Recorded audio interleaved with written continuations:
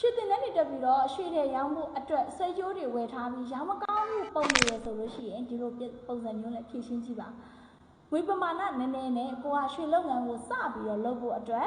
ရွှေလေးစစုတဲ့အစီမှာဆွဲကြိုးလေးတွေပေါ့နော်ကစတမာအကြိုက်မဲ့ထင်ပြီးတော့မှစပြီးတော့ကိုကစုလာတယ်အဲ့လိုစုနေရင်တော့ကိုကတစ်ဖက်မှာပြန်ပြီးတော့တင်ရောင်းတယ်လိုက်ဆက်ပြီးရောင်းတယ်ရောင်းမကောင်းဘူးဝယ်သူမရှိဘူးကြာတဲ့အခါဒီဇိုင်းတွေကဒိတ်တွေအောက်ကုန်တယ်နောက်ဆုံးတော့ရောင်းမရတော့ဘာဖြစ်လဲ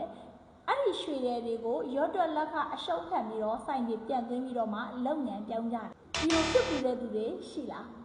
လူပြဿနာမျိုးတွေနဲ့ကြုံဘူးတယ်ဆိုလို့ရှိရင်တော့အခုဒီဗီဒီယိုကိုအဆုံးထိကြည့်သွားဖို့လိုအပ်နေပြီကိုကရွှေတွေကိုရောင်းတယ်ရောင်းမကောင်းဘူးဝယ်သူမရှိဘူးဆိုတာကပြဿနာကဝယ်သူမရှိလို့မဟုတ်ဘူးအထက်ကကိုကလူတွေလူချင်းအောင်မရောင်းတတ်သေးလို့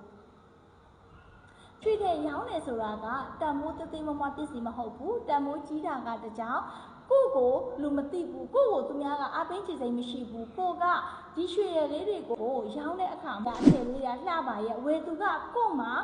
မဝယ်ရဲဘူးဒီလိုအချက်တွေကြောင့်ကိုယ့်ရဲ့ရွှေကတော်ရုံနဲ့ရောင်းရတာမဟုတ်ခြင်းဖြစ်ပါတယ်ဒါကြောင့်မို့ကိုကဒီလိုအချက်လက်တွေကိုအញ្ញံဆုံးဖယ်ရှားခြင်းနဲ့ဖြည့်ရှင်းခြင်းနဲ့ဝယ်သူကကို့မှာယုံကြည်စွာချက်လက်ချနဲ့ရွှေထဲဝယ်ခြင်းနဲ့ customer တွေကကိုယ့်စီကိုရွှေတဲ့ order အပ်ဖို့တဲ့ငွေလေးတွေကိုလွှဲချင်တယ်ဆိုလို့ရှိရင်တော့ကိုရိုင်းကနေမှအချက်လုံးဝရှိတဲ့နေပြီ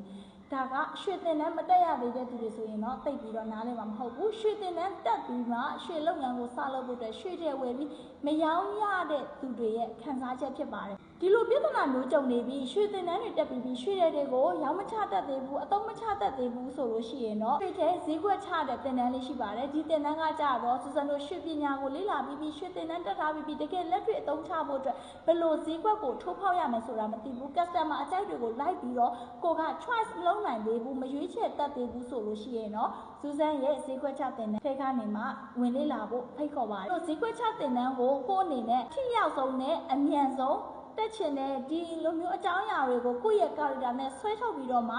online ဈေးကွက်မှာဘယ်လိုဖောက်ရမလဲရွှေရည်တွေကိုဘယ်လိုရောင်းချရမလဲဆိုတာကိုသိစိတ်သိချင်တဲ့တိုင်ပင်ဆွေးနွေးချင်တဲ့ဆိုရင်တော့စူဇန်မှာ 1by1 consultant လေးလည်းရှိပါတယ်ကိုအနေနဲ့တိတိကျကျလေးရောင်းကောင်းချင်တဲ့ကိုယ့်ရဲ့ရွှေရည်တွေကိုဖြုံးအားကောင်းချင်တဲ့ဆိုရင်တော့စူဇန်နဲ့လာတွေ့ဖို့လိုအပ်ပါတယ်ကျေးဇူးပါ